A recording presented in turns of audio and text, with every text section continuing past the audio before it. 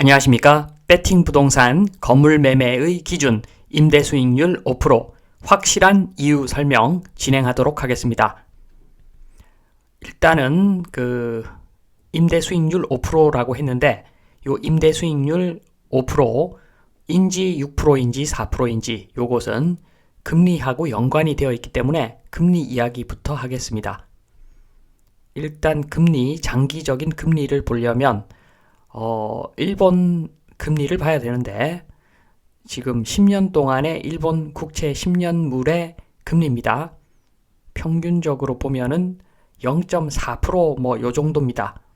그러니까 일본에서 시중은행에서 대출을 받으면 1% 정도면 대출이 되는 걸로 알고 있습니다. 1% 대출 금리인데 그래도 부동산을 포함한 자산 가격이 힘을 못 씁니다. 이유는 잘 아시겠지만 결정적인 것이 인구 절벽이죠. 고령화가 진행되고 인구도 줄어들고 그러니까 일본마저 힘을 못 쓰는 겁니다. 일본마저라고 했는데 일본은 아직도 기술력 굉장히 좋고 그리고 엔화는 준기축 통화입니다. 준기축 통화. 그리고 일본 사람들 자산도 많죠. 사실은 자산이 많습니다. 일본 사람들이. 그래서 지금 우리나라 국뽕 환자들은 일본을 좀 폄하하는 발언을 하는데 일본은 일용직 노동자면 한국은 대기업 직원이다. 뭐 이렇게 이야기를 하는데 저는 일본 편이 아니라 한국 편입니다. 한국 편이고 농구든 축구든 야구든 한국을 무조건 응원하는 사람이지만 국뽕 환자는 별로 좋아하지 않습니다. 왜 그러냐 하면은 지금 놓치는 게 있죠. 일용직 노동자, 대기업 직원 그보다도 더 큰 게 있습니다. 요거죠. 일용직 노동자의 아빠가 건물주입니다. 대기업 직원의 아빠는 그냥 회사원입니다.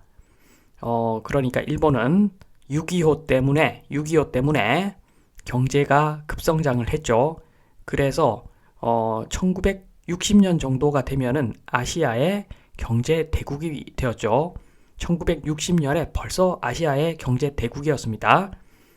그래서 한 30년간 엄청난 부를 축적했죠. 그 돈으로 해외 자산도 매입하고 그래서 일본 자체는 내수가 망가지고 잃어버린 30년이 있었을 수 있겠지만 그러나 자산은 많습니다. 거기에 비하면 한국은 그 정도로 자산이 많지는 않죠. 그러니까 일본의 엔화가 준기축 통화인 반면에 한국 원화는 해외에서 그렇게 알아주는 통화가 아니죠. 요 점을 생각하시면 인구 절벽이라는 것이 얼마나 무서운 건가 알 수가 있습니다. 이런 일본마저도 지금 맥을 못 추고 몇십 년간 고생을 했죠. 그러고도 아직도 갈 길이 멀죠. 금리가 지금 0.4%가 뭡니까? 국채 금리가 0.4%. 이렇게까지 금리가 내려가면은 망하는 거죠. 거의 망하는 겁니다. 이거는 재앙이죠. 재앙. 한국의 장기적인 금리가 저 정도까지 내려가지는 않을 것이라고 봅니다. 저 정도 내려갔다고 하면은 부동산이든 주식이든 한국의 모든 자산은 힘을 못 쓸 겁니다. 그래서 저렇게까지 비관적으로 보지는 않고 제가 봤을 때는 우리 인구 절벽의 나라 대한민국 금리가 내려갈 수밖에 없고 장기적으로 봤을 때 대출 금리가 1.5% 정도까지는 내려갈 수 있다고 봅니다. 그런데 이상하죠. 제가 제목에서 임대 수익률 5%는 나와야 된다고 했는데 장기적으로 대출 금리가 1.5%다. 숫자가 좀 안 맞죠? 숫자가 좀 안 맞는데 이 부분을 설명을 드리겠습니다. 그러니까 지금 대한민국은 회기 분석의 함정에 빠져 있다고 저는 봅니다. 지금까지 인구가 증가해 왔고 도시화가 진행되면서 도시의 부동산이 마구마구 올랐죠. 그래서 지금까지는 건물 사두면 오른다. 아파트든 오피스든 꼬마 빌딩이든 높은 빌딩이든 통으로 된 물건이든 집합 건물이든 간에 뭘 사도 오른다. 요게 지금까지의 흐름이죠. 그렇기 때문에 무조건 오르니까 임대 수익은 덤이라고 본 거죠. 3% 임대 수익률 그 정도면 땡큐다. 1% 임대 수익률 그 정도도 상관없다. 왜냐하면 건물 사두면 오르는 그 폭이 훨씬 더 크기 때문에 임대 수익은 문제가 될 것이 아니다. 요렇게 보고서 마구마구 부동산을 사왔던 것이 지금까지의 대한민국이죠. 지금까지의 대한민국은 회귀 분석의 함정에 빠져 있는 거죠. 지금 이 순간. 그래서 지금까지의 상황은 인구 증가 플러스 도시화, 도시 부동산 같은 경우에 리카도의 지대론과 딱 맞는 상황이 펼쳐졌기 때문에 임대 수익률 볼 필요 없었습니다. 사실 볼 필요 없었고 그냥 아무거나 사두면은 무조건 올랐죠. 그러나 앞으로는 다르죠. 큰 전제가 바뀌었기 때문에 인구 절벽 플러스 고령화, 완전 반대의 상황이 펼쳐지기 때문에 회귀 분석으로 예전에 이랬으니까 앞으로도 이럴 것이다. 아주 정말 큰 문제가 발생할 수밖에 없습니다. 이렇게 회귀 분석의 함정에 빠지면 앞으로 큰일 나는데 많은 사람들이 아직도 회귀 분석의 함정에 빠져 있죠. 특히나 나이 많은 사람들일수록 이런 경향이 강합니다. 대한민국은 부동산이다. 앞으로도 그렇다. 저는 그렇게 생각하지 않습니다. 대전제가 바뀌었기 때문에 사실 어떻게 보면은 회귀 분석의 함정에 빠질만 합니다. 대한민국 건물의 과거를 한번 보면은 충분히 그런 함정에 빠질 수가 있죠. 예전에 금리도 높았는데 그때는 임대 수익률도 높았죠. 7%.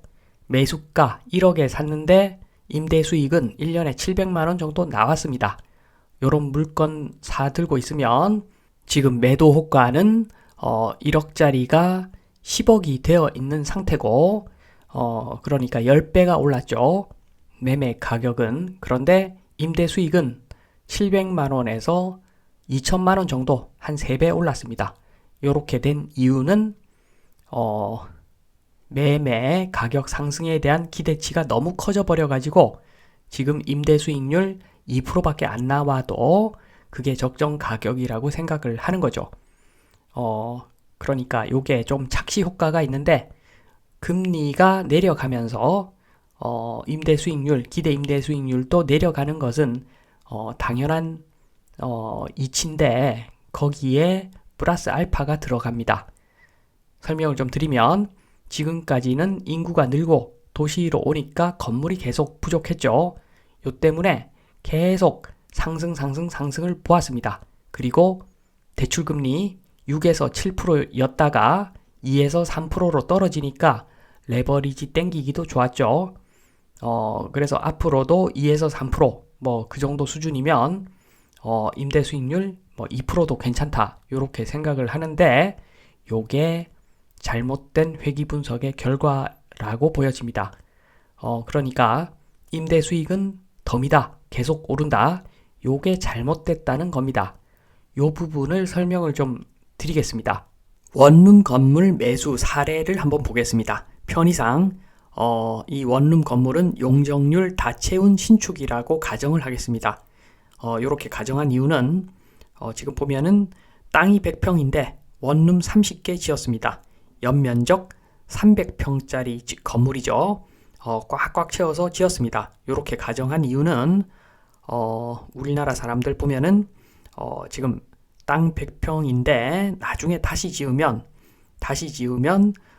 임대 수익이 좀 더 많아지기 때문에 지금 임대 수익률 의미 없다. 이렇게 이야기하시는 분들이 있는데 잘못 생각한 거죠. 지금 땅 100평짜리 원룸 30개 이렇게 지었는데 신축인데 요거 부수고 다시 지어봤자 요 정도밖에 안 됩니다. 그러니까 땅이 나중에 어떤 매직, 마법을 부려가지고 임대 수익률을 올릴 것이다. 막연하게 그렇게 생각하는데 그런 거 없죠. 그런 거 없습니다. 부동산의 가격은 임대 수익률 그리고 미래의 임대 수익률을 기반으로 책정되어야 하는데 그런 환상을 갖고 있으면 안 되겠죠. 요 물건 수익이 30개 그리고 개당 50만 원 받습니다. 월세를 12개월 받으니까 1년에 1억 8천만 원 수익이 생기는 물건입니다. 세전이죠. 세전 수익 1억 8천만 원. 그런데 매매가는 50억. 수익률 계산해 보니까 세전 수익률 3.6%가 나옵니다. 요 정도면 괜찮다, 잘 샀다, 뭐 이런 이야기 하시는 분도 계시겠지만 밑에 설명을 좀 보시면 일단 여기 빠진 게 많죠. 재건축 비용이 들어갑니다. 이주 철거 영업 손실 포함해가지고 지금 300평짜리 건물을 다시 지으려면 평당 1,000만 원 보고서 30억이 들어갑니다. 30억이 들어가는데 지금 요 건물의 수명을 50년이라고 보면은 30억 나누기 50년 하면은 1년의 감가상각이 6천만 원입니다. 요거 세이브 해놔야 되는 거죠. 요거 세이브 해야 됩니다. 그러니까 마이너스 6천만 원 수익에다가 요거 빼주는 것이 정상이죠. 그리고 대한민국 세금 정말 작게 내는 나라입니다. 부동산 세금 이렇게까지 작게 내는 나라는 거의 없다고 보시면 됩니다. 그래서 보유세 다른 나라랑 마찬가지로 보유세 매매가의 1% 정도만 잡으면 1년에 5천만 원씩 나가죠. 거기다가 임대소득세 뭐 다른 수입 없다고 가정하고 긍정적으로 그래도 1년에 2천만 원은 나갈 겁니다. 요것도 작게 잡았다고 보여지는데 아무튼 지금 1번만 반영 그러니까 감가상각만 반영하면은 수익률이 2.4%로 떨어지고 여기다가 세금까지 반영을 하면은 수익률이 1%밖에 안 됩니다. 1%. 이렇게 되면은 완전 뻘짓거리 하는 거죠. 원룸 30개 돌리는 거 보통 일 아닙니다. 거의 원룸 30개면 거의 고시원 운영하는 거랑 비슷한 수준이 될 수도 있는 거죠. 그래서 노동력이 들어가기 때문에 1% 세후 1% 수익률 엄청난 적자입니다. 엄청난 적자.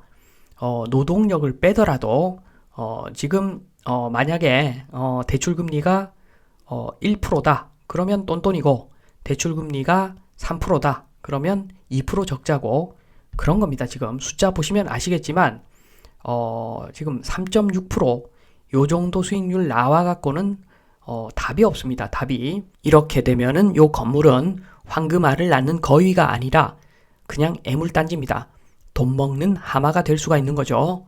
그러니까 제가 금리가 1.5%뭐 이렇게 되더라도 거의 5%는 나와줘야 된다. 노동력도 생각해야 되니까 그렇게 말씀을 드린 겁니다.